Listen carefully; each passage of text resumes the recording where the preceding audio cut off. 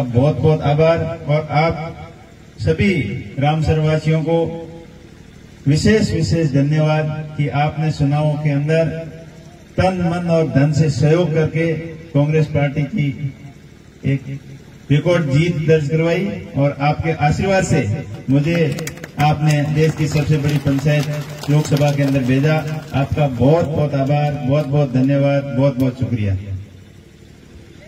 आपने अभी आपके स्कूल में शिक्षकों के बारे में आपने बताया, तो आपके यहाँ के शिक्षक बहुत ही अच्छा कार्य कर रहे हैं शिक्षा के क्षेत्र में। बच्चों को शिक्षा के साथ साथ में हर एक्टिविटी के अंदर वो भाग दिलाते हैं। और आपने जो देशभक्ति का एक नाटक के रूप में देशभक्ति की भावना को जाहिर किया, वो बहुत ही काबिल तारीफ था। और ऐसे ही प्रोग्रामर्स के बच्चों के हौसले अफजाई होते हैं और हर बच्चे के जीवन में ये होता है कि मैं भी बड़ा होकर देश की सेवा के अंदर जाऊं और देश की रक्षा के लिए अपने प्राण न्यौछावर करने के लिए हरदम तैयार रहने की भावना जो आपने पैदा की, वो ऐसे ही प्रोग्रामों से होती है। और आपने अभी बताया कि 3 की संख्या से आपने करीब 125 तक आपकी मेहनत से बच्चों की स्ट्रेंथ पहुंचाई।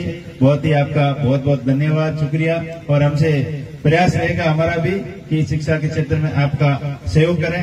मेरे पास में खूब सारी मांगे आई हैं, तो इसमें सबसे पहला था कि स्कूल के कक्षा कक्ष कम है, तो कक्षा कक्ष भी आपका बढ़वाएंगे। और इसके साथ साथ स्मार्ट क्लासरूम की आपने स्मार्ट बोर्ड की भी डिमांड रखी है, प्रमुख साहब ने अभी फरमाया। मेरा भी प्रयास रहेगा कि आपके स्मार्ट रूम की भी व्यवस्था करेंगे।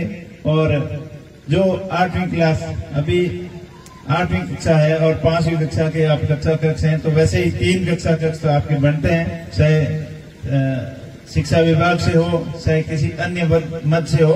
हमारा पूरा प्रयास रहेगा कि आपकी स्कूल की अच्छी व्यवस्था हो, इंफ्रास्ट्रक्चर मजबूत हो, खेल का मैदान भी अच्छा बने। और आपने झूले की बात की, तो झूले मैं तो चाहूंगा कि झूलों के साथ साथ में और भी अन्य खेलों की एक्टिविटी से संबंधित खेल सामग्री भी आपके स्कूल को मिले, ताकि बच्चे पढ़ लिख कर खेलों के माध्यम से भी आगे बढ़ सकें। ऐसे बॉर्डर का एरिया है और पिछली पूर्ववर्ती सरकार ने जो बॉर्डर डेवलपमेंट की 2 महत्वपूर्ण योजनाएं थी, BRGF और BADP, उनको बंद कर दिया था। तो मैंने अभी हाल ही में पार्लियामेंट में मांग की कि इन योजनाओं को पुनः चालू किया जाए। और साथ ही साथ एक वाइब्रेंट विलेज योजना अभी नई चालू की हुई है, तो वो भी योजना अपने इधर लागू हो, ताकि बॉर्डर एरिया का डेवलपमेंट हो सके, विकास हो सके। क्योंकि हम हमेशा सदियों से अभाव में रहते आए हैं। हमने कड़क की धूप से सामना किया, ठंड से सामना किया और भयंकर अकालों से भी हमने सामना किया। हमारे पूर्वजों ने जीवित रहने के लिए यहाँ संघर्ष जो किए हैं वो हमें सब पता है। तो आगे आने वाले समय हमारे लिए सबके लिए अच्छा हो, इसके लिए हम सब मिलकर प्रयास करेंगे। और इसका मेन समाधान शिक्षा ही है। अगर शिक्षा के प्रति अपन जागरूक रहेंगे तभी ये संभव हो पाएगा। बाबा साहब भीमराव अम्बेडकर जी ने कहा था कि शिक्षा वो छेड़ने का दूध है, जो पिएगा वो दहाड़ेगा। और सभी समस्याओं का समाधान एकमात्र शिक्षा है। हम शिक्षित होंगे तभी आगे विकसित हो पाएंगे। इसलिए अब नन्हे मुन्ने बच्चों के भविष्य के ऊपर हम सबका दायित्व बनता है और विशेष पेरेंट्स का दायित्व बनता है कि अपने बच्चों को अच्छी से अच्छी शिक्षा दें, अच्छा संस्कार दें और अपने खुद के ऊपर खर्चा जो भी कर रहे हैं वो उसमें कटौती करके बच्चों के जीवन स्तर के ऊपर खर्चा करें। बच्चों को अच्छे कपड़े दिलाएं, अच्छी खाने पीने की व्यवस्था करें और अच्छे संस्कार दें, तभी अपना समाज आगे बढ़ेगा, अपना देश आगे बढ़ेगा। और इसके साथ साथ आपने गांव की काफी समस्याएं बताई, बिजली की समस्या बताई, सब सेंटर की समस्या बताई और सड़क की समस्या बताई, पानी की बताई। इन सभी समस्याओं के समाधान के लिए मैं पूरा प्रयत्न करूंगा और आशा है कि आपका प्यार और मोहब्बत इसी प्रकार बना रहे।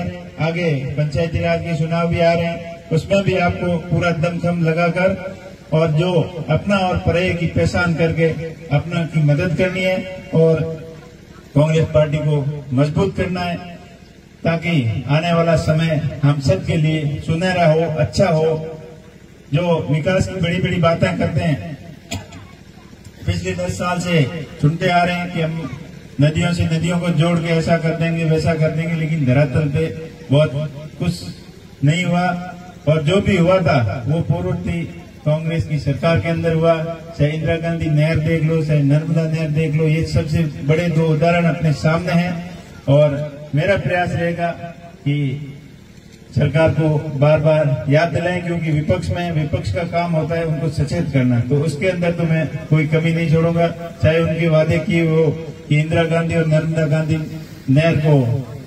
नहर को और इंदिरा गांधी नहर को आपस में जोड़ के बॉर्डर एरिया को हरा भरा करेंगे, तो वो भी हमेशा याद दिलाते रहेंगे। और नदियों के जोड़ने की जो स्कीम की बातें करते हैं उस बात को भी हमेशा याद दिलाते रहूंगा।